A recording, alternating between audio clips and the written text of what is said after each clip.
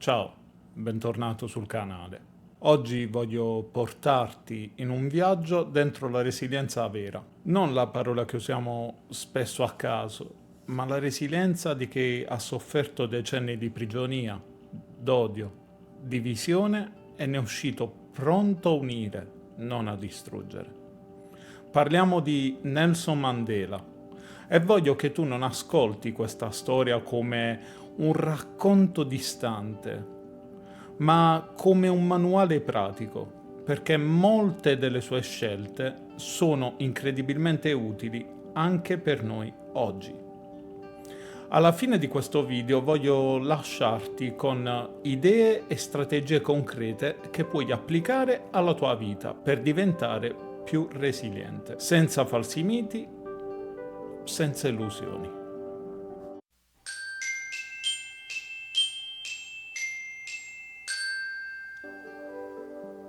Per capire la sua resilienza dobbiamo conoscerlo davvero. Mandela nasce nel 1918 in Sudafrica, in un contesto di disuguaglianza feroce.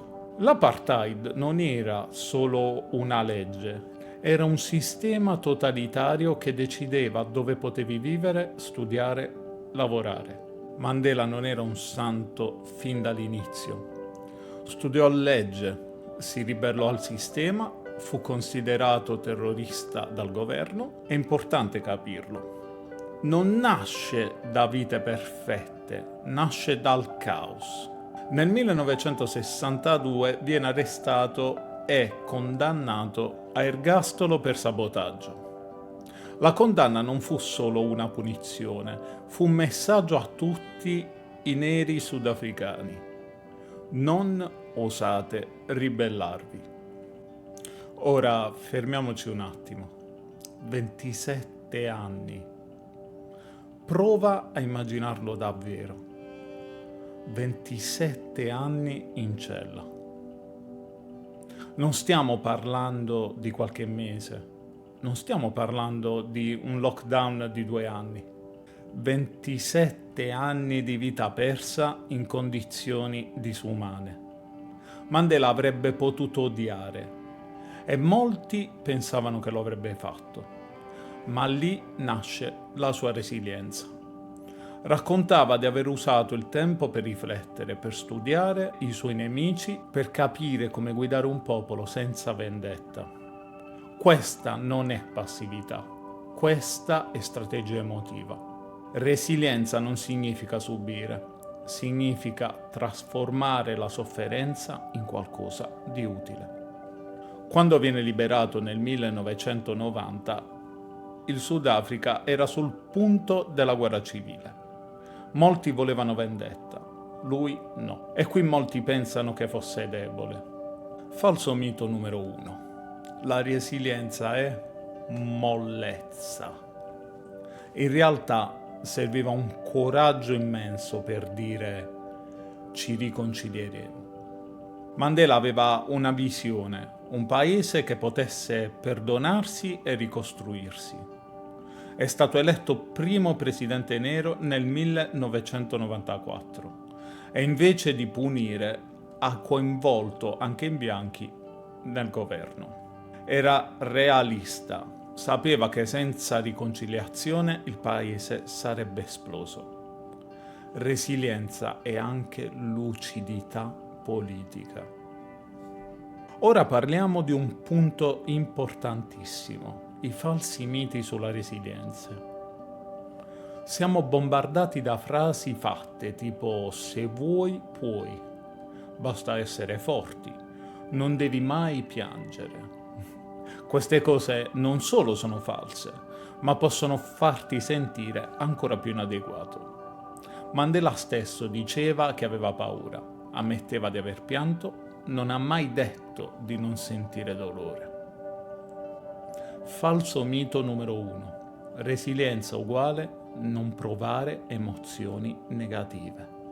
Sbagliato. La resilienza è proprio la capacità di attraversarle senza lasciarsene distruggere.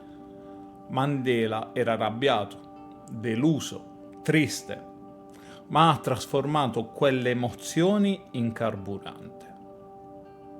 Falso mito numero 2. Resilienza uguale fare tutto da soli. Mandela non era solo. Aveva una rete di compagni, sostenitori internazionali, persone che lo incoraggiavano a non cedere.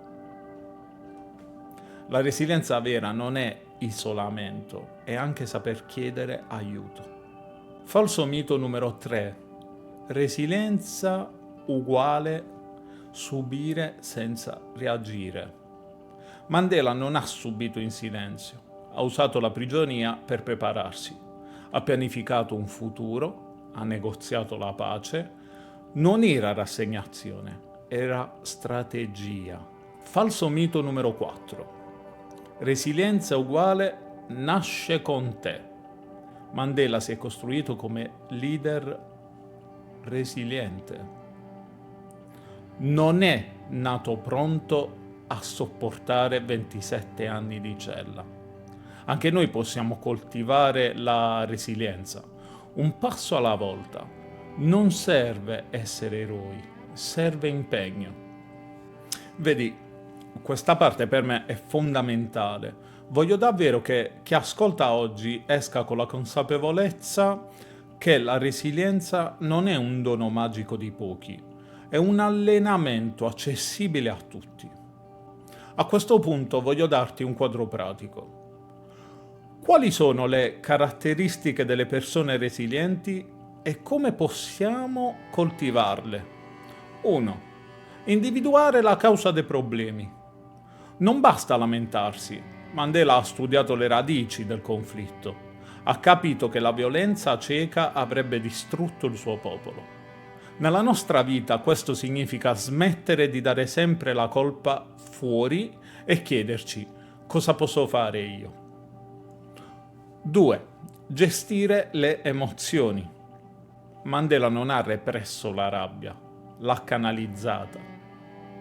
Saper riconoscere la rabbia e usarla in modo costruttivo è una delle competenze più difficili. 3. Mantenere la calma sotto pressione. Ricordi le trattative di pace? L'apartheid stava crollando. Il paese era sul filo della guerra civile. Mandela sapeva che ogni parola pesava come un macigno. Anche noi possiamo imparare a rallentare il respiro, riflettere prima di reagire, soprattutto nei momenti di caos. 4. Essere realisti, ma ottimisti. Mandela non era un ingenuo, sapeva che la riconciliazione era difficilissima, ma aveva la visione di un Sudafrica unito. L'ottimismo resiliente non è credere che tutto andrà bene, ma impegnarsi perché accada il meglio possibile. 5. Fiducia in se stessi. Dopo 27 anni di carcere poteva sentirsi distrutto, invece ha creduto di poter essere ancora utile. E questa fiducia non nasce da nulla, si coltiva affrontando le difficoltà, si coltiva affrontando le sfide giorno dopo giorno. Voglio che tu rifletta, quale di queste caratteristiche ti manca di più? E come potresti allenarla già da oggi? Ora potresti pensare: ok, ma io non sono Mandela, non sono in carcere, non devo negoziare la pace di un paese. Giusto, ma la resilienza serve a tutti. Serve quando perdi un lavoro, serve quando finisce una relazione, serve quando la vita ti butta a terra e non sai come rialzarti. Prova a fare questo esercizio. Pensa all'ultima volta che ti sei sentito sconfitto. Qual è la causa reale di quel problema? Quali emozioni ti stavano sabotando? E cosa potresti fare, anche di piccolo, per affrontarlo diversamente? E ricorda, nessuno fa questo percorso al posto tuo, ma non devi farlo neanche completamente da solo. Cerca chi ti supporta, parla con qualcuno di fidato, Anche Mandela aveva bisogno di una comunità. E qui voglio fermarmi davvero un attimo per ringraziarti. So che questa serie non fa i numeri di altri video virali. Non è spettacolare, non è clickbait puro. Ma se sei qui, significa che vuoi davvero crescere. E grazie al tuo supporto continuo, anche con poche visualizzazioni, riesco a portare avanti questi contenuti. È solo grazie a chi come te guarda, condivide e commenta che possiamo continuare questa serie. Quindi davvero grazie di cuore. Se questo video ti ha lasciato qualcosa, iscriviti al canale per non perdere i prossimi episodi. Lascia un commento, dimmi cosa pensi della storia di Mandela e se hai un momento in cui ti sei sentito resiliente. E se vuoi aiutarmi a far crescere questo progetto, condividilo con qualcuno che pensi ne abbia bisogno. Alla prossima e continua a costruire la versione più forte e resiliente di te stesso.